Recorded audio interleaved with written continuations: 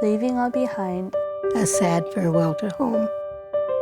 Trekking west with the sun into the unknown. My feet are weary. My shoes are worn. Axles broken. covers torn, Marching to the beat of hymns in my head. dreaming of cold water and fresh baked bread. Months of freezing nights. My mind wandering the stars. Grieving those we lost, the burden of new scars. A seed of hope just a few miles away. Up the rocky hillside. Fighting the heat of the day. Now at the overlook, spirits grew. A majestic mountain-rimmed valley came into view. With sobs of joy and tears down my face. Our journey is over. This is the place.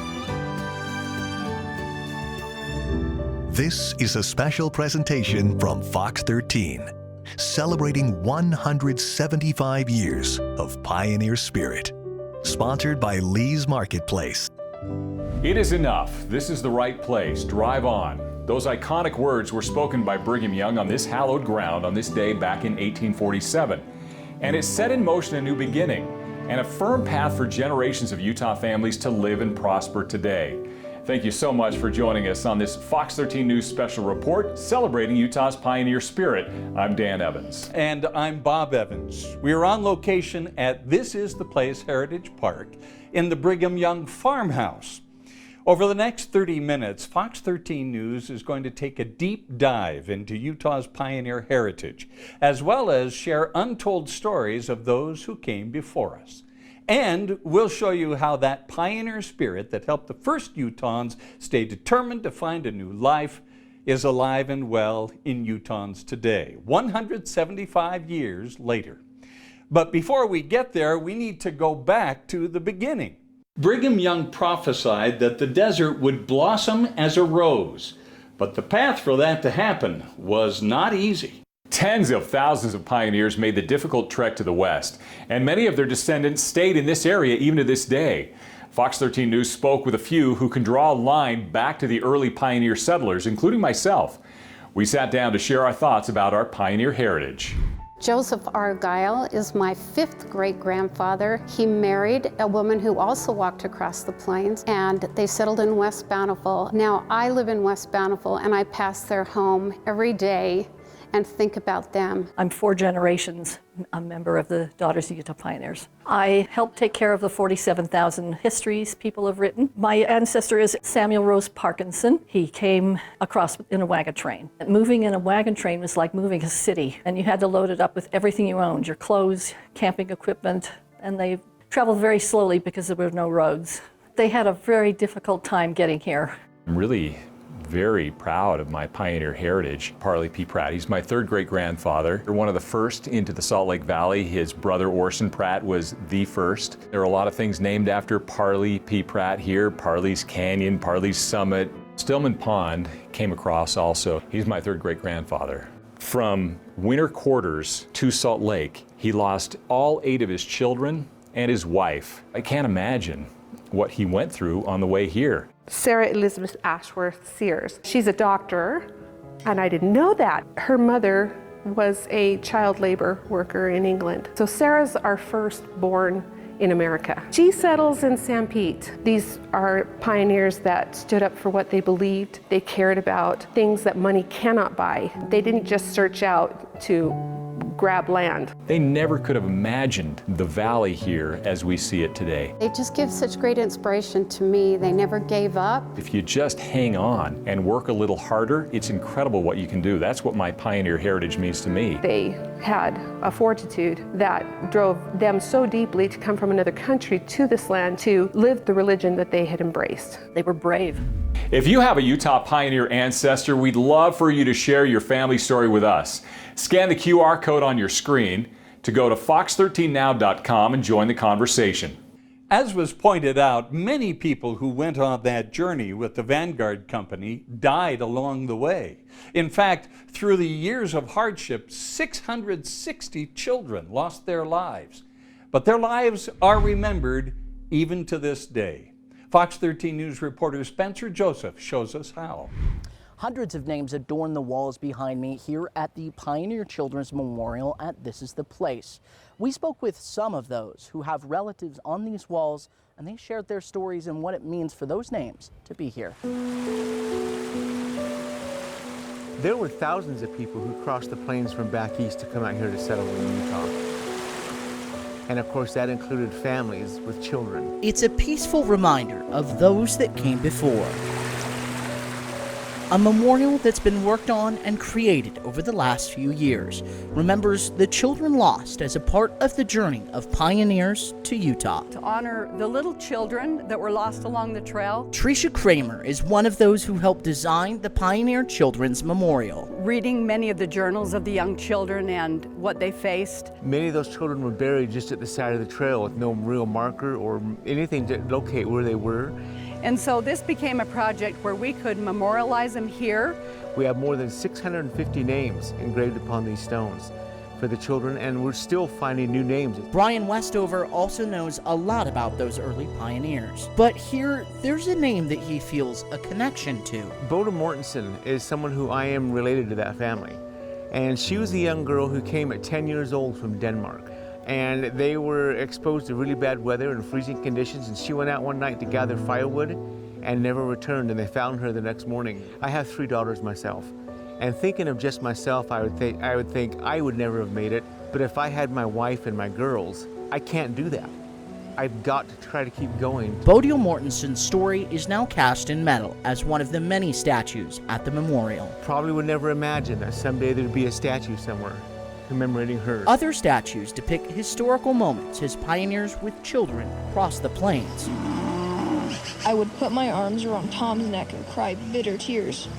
With passages from journals of those children who perished. Tom was my favorite and best and most. And they remind us really how precious life is. While Tricia Kramer originally felt this was just a passion project, she surprisingly found out after it was complete that she too was related to one of those names. And her name's Mette Marie Jensen, age 4. She was one of those that perished on the strenuous journey. So as people continue to visit, many in Utah can trace their histories to these walls, and it's a way for those to remember 175 years later. Thinking about the bravery of these parents and really the faith that drove them forward to leave them behind, that's really compelling. And I'd hope that she would feel like we're doing enough to make her sacrifice worth it. Spencer, thank you. We have a lot to get to this half hour. That's right. Coming up, after years of planning, history has been made this week honoring Latter-day Saint pioneers not previously recognized. We'll show you how settlers of color are being honored. Plus, taking a trip back in time, Fox 13 News takes you on a tour of the Pioneer Memorial Museum for an in-depth look at some of the most treasured artifacts inside. Welcome back to this Fox 13 News special report celebrating 175 years of Utah's pioneer spirit. Exploring and celebrating Utah's pioneer heritage is made a little easier by how many artifacts are still intact and accessible today. The Pioneer Memorial Museum in Salt Lake City houses thousands of items owned by the first Utah settlers. It is the largest collection of Utah pioneer artifacts in the world, and it's right across the street from the Utah State Capitol. Perhaps the most important of the artifacts in the Pioneer Museum is the wagon Brigham Young used during the initial trek to Utah in 1847. Young had become the second president of the Church of Jesus Christ of Latter-day Saints, and his wagon served as the council house and general headquarters of the Pioneer Company during the journey west. He built 2 homes for his families. At first, the Beehive House and the Lion House. Every single night they gathered together for prayer, and this is the prayer bell that he used to ring so that all the children and the adults, the moms, everyone else would come to prayer every single night. Brigham Young wanted to have an eagle gate at the opening of City Creek Canyon. It was a symbol to him. He really admired the eagle. It was carved from 5 blocks of wood. This is the original one from Eagle Gate, and the eagle that is out there now is an exact replica of this. Some of the collections at the museum are pioneer originals. Some of the pioneers were highly trained artisans. There were 4 brothers from England with the last name of Eardley, and they started a pottery crockery business in Salt Lake. The pioneers used pottery a lot for food preparation and food serving. These are beautiful pots that were made and fashioned from the clay and from the kilns that were built right here in the valley. Past Pioneer Day celebrations have generated their own historic and valuable memorabilia. Constance Huntsman. In 1897, it had been 50 years since the Vanguard Company came into the Salt Lake Valley. They contacted the Tiffany Jewelry Company in New York City, and they commissioned these pins to be made. In the center, there's a picture of Brigham Young. There are bees that are surrounding the outside. They were given to the pioneers who were still alive at that time. This is just the tip of the iceberg, but many of these artifacts show how the pioneers and life in Utah today are not all that different. I think they felt that they were regular people finding a place to live and raising their families just like we do, just doing the best job that they could with what they had. They built the churches, they made it for us, and so we remember them and are grateful for what they did for us. And it's part of history.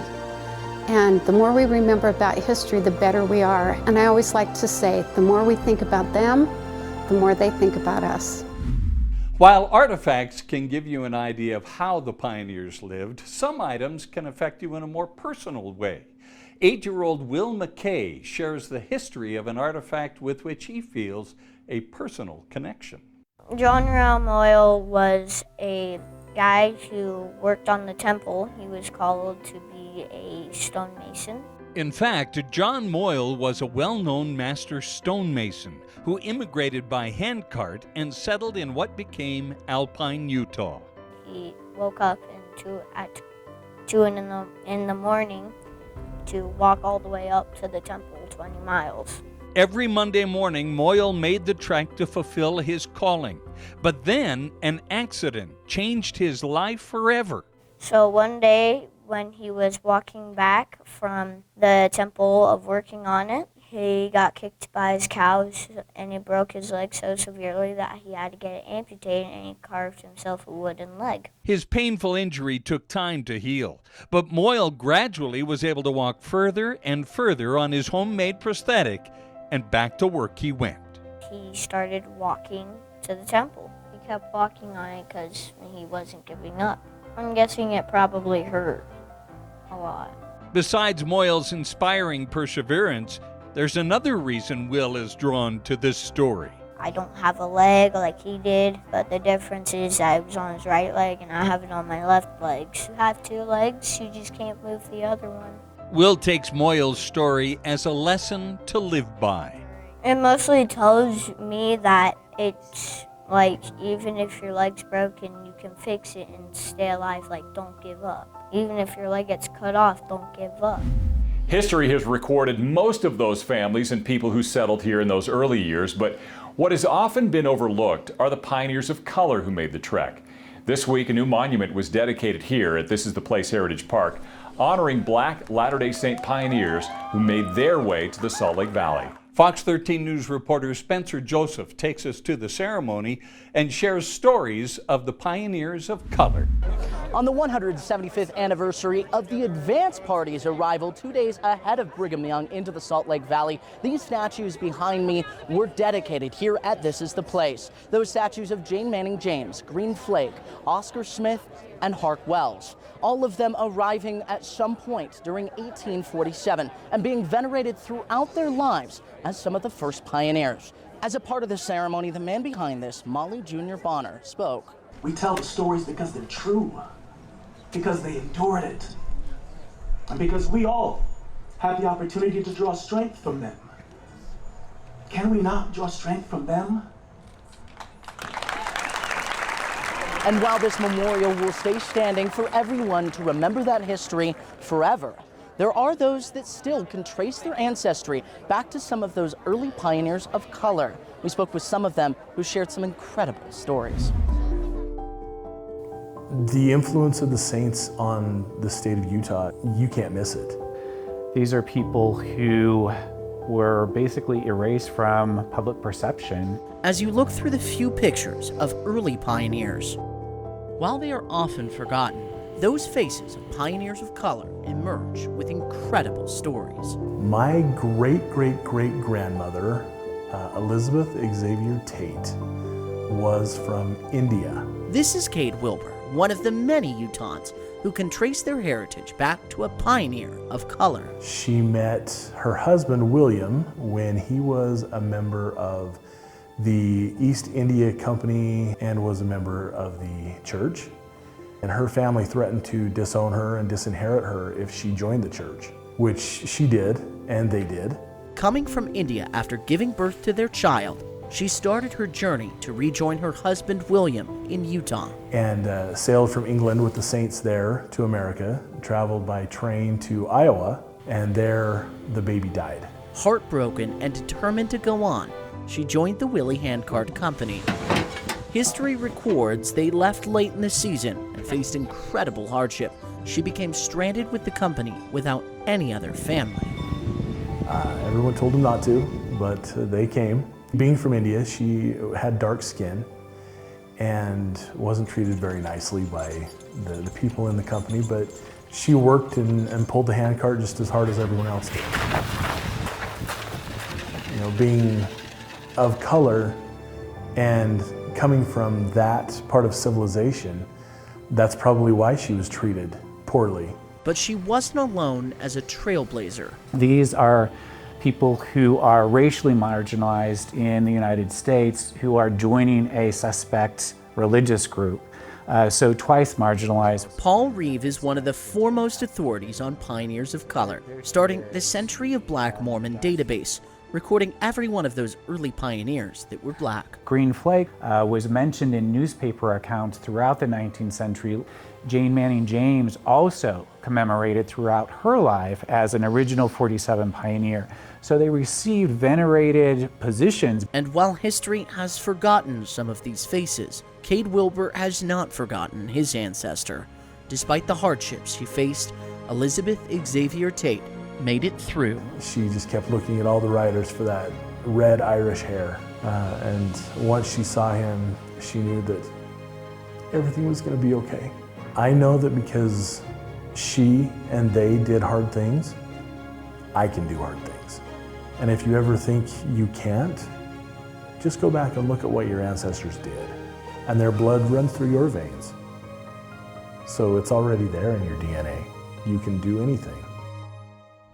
While we're celebrating the Latter-day Saint pioneers, they weren't the first to try to settle the mountain valleys of Utah. When we come back, we'll share the story of the Dominguez Escalante expedition nearly 250 years ago and why it fell short. But first, if you have memories of your favorite Pioneer Day celebrations, we want to see them. Scan the QR code on your screen right now and send us your pictures and video. We'll be right back. Fox 13, celebrating 175 years of pioneer spirit. Sponsored by Lee's Marketplace. Continues now. Welcome back. It's important to remember that Utah's first settlers' lifestyles were dramatically different from those of us here in the 21st century. They had interests common to people in this day, such as a love of music. And we want to share with you a story about one pioneer family's beloved piano and the measures they took during the journey west to make sure it came home with them one day. The Abraham O. Hunsaker family brought this across the plains in about 1862. When they got to the eastern part of Wyoming, some kind of problem occurred, a storm, and they had to stop. The Hunsakers dug a big hole and buried it by the side of the trail. The following year, Abraham and his sons came back and found it, unburied it, put it in their wagon, and brought it the rest of the way to the valley. While we are celebrating 175 years of the Utah pioneer spirit, It is worth pointing out that Brigham Young and his wagon train were not the first group to try to settle in what would become the Beehive State. It was in July of 1776, the same month and year our founding fathers declared independence from Britain, when a group led by two Franciscan friars, Father Silvestre Escalante and Francisco Dominguez, set out on a mission of their own. As you flip through the pages of history, you'd have to go further back, long before Brigham Young ever laid eyes on the Salt Lake Valley, to find another mission to Utah, often forgotten by time. Dominguez and Escalante were almost entirely breaking virgin ground. The end goal was to reinvigorate the weakened Spanish Empire and convert Native Americans to the Catholic faith. The journey, however, was treacherous. That was like being sent to Siberia, and they weren't making any money. They were constantly plagued with Indian conflicts. The Dominguez-Escalante expedition left New Mexico on July 29, 1776, to establish a route between Santa Fe and Monterey, California. It took more than a month for this group to pass through Colorado and into Utah. This map, drawn by Don Bernardo de Miera, who came along on the expedition, gives insight into what they saw. So those are the bearded Indians that they encountered. They talk about them in the diary, and then Miera thought they were so remarkable that he even painted them onto his map. The bearded Indians they encountered in central Utah were among the Ute tribe. On September 23rd, Fathers Dominguez and Escalante met with a group of Native Americans at Utah Lake and preached to them for 3 days. They promised after they made it to California, they would come back and establish a mission at the lake. But that never happened. It would have been right around in here somewhere, and then decided, what are we going to do? Are we going to go on or are we going to go back? And they decided, I think fortunately, to go back. So while they failed to establish a route between Santa Fe and Monterey and converting Native Americans, their pioneer spirit on this journey is still something to admire all these years later. They suffered a lot on that trip and persevered. There was internal conflict in the party, and they were ill and half starved to death, and took some real risk with the terrain that they were covering, but they came through. Our celebration of the pioneer spirit continues in just a minute. Next up, we'll show you how the pioneer spirit is alive and well in some brand new Utahns today. But first, so much of our state has changed in the past 175 years. Here's a look at some prominent Utah locations from back then to how they look now.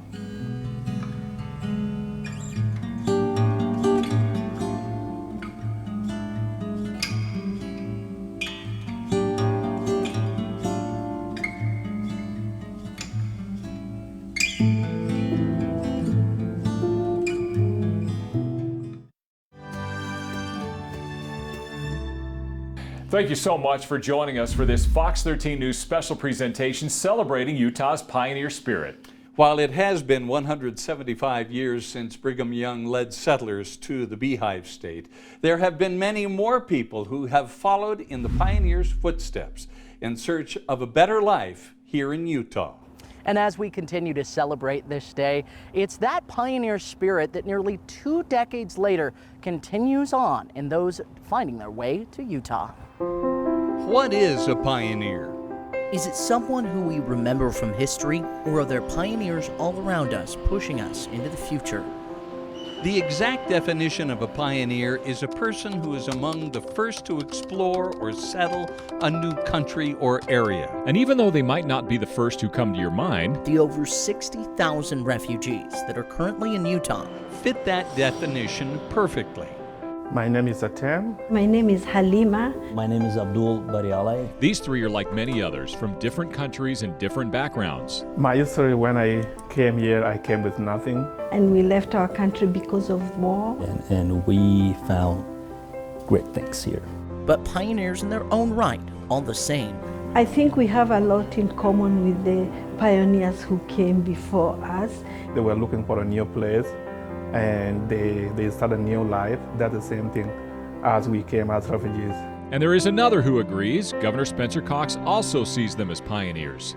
Well, a pioneer by definition is someone who is the first to go into a place. And I think that the refugees are a great example of a modern day pioneer. They had to leave very quickly and had to abandon everything that they had. That reminds me very much of my great-great-great-grandparents. But Atem, Abdul, and Halima are unique. They've devoted their lives in Utah to giving back to new refugees and pioneers. Utah has given us a lot of opportunities. A place that has always welcomed people who escape persecution and violence. Giving them hope. Especially after the center was created. It's like a second home. Making sure Utah's pioneer spirit will never fade into the next 175 years. I hope that we will still lead the nation in volunteerism, that we will still lead the nation in charitable giving, that we will have made it another 175 years because we were able to come together and solve the biggest issues. And then the coming generation of these refugees will undoubtedly become great leaders. Because they see them like their sisters and brothers, they came for the same cause. I look at the Pioneer Day like the World Refugee Day. It symbolizes the same thing. I think those are lessons of humanity that we all need to relearn and pass on to every generation, because the lessons we can learn from them will help us get to the next 175 years. We hope you've grown a greater appreciation of the rich history within our state, and the best part is that it's never too late to learn about our forefathers. In fact, if you want to share stories about your ancestors from the early days of Utah's history, we'd love to hear from you. Reach out to us by scanning the QR code on your screen right now, and it'll take you to a special page on fox13now.com where you can share your favorite family pictures and memories. For all of us here at Fox 13 News, I'm Bob Evans. And I'm Dan Evans. Good night.